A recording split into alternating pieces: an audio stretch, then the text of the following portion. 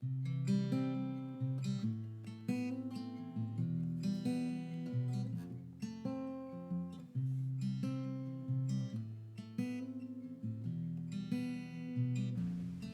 Gospel of our Lord Jesus Christ according to Matthew, chapter 12, beginning at the 14th verse.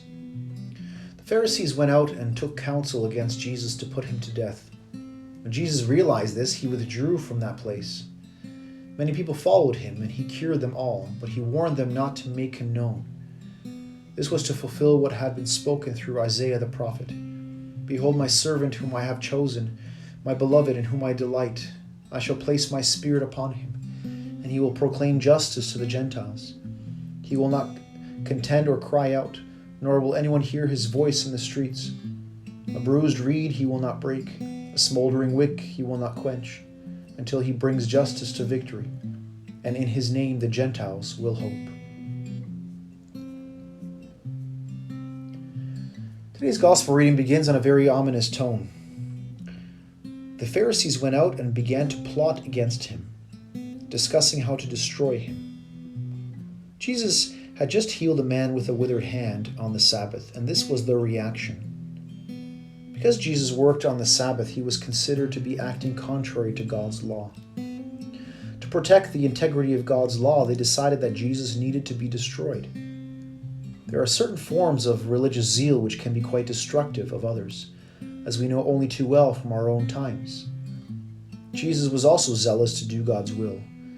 In John's Gospel, he declares that his food is to do the will of the one who sent him.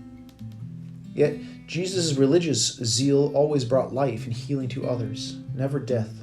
In response to his opponents' deadly plotting against him, the Gospel reading says that Jesus withdrew from the district and cured many of those who followed him. There would come a time when Jesus would face his enemies and suffer the consequences, but this was not the time. He still had God's life-giving work to do. Sometimes the right response to hostility is a dignified withdrawal. The evangelist Matthew interprets this life-giving ministry of Jesus through the long quotation from the prophet Isaiah that he inserts into his gospel at this point.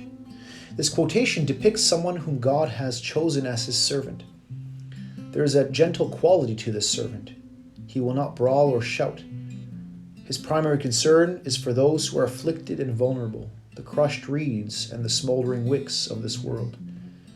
Matthew sees Jesus as the embodiment of this servant figure.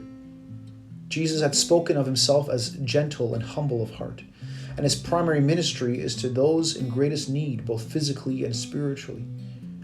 Jesus is the human face of God's zeal for us, a zeal that works to bring a greater fullness of life to all.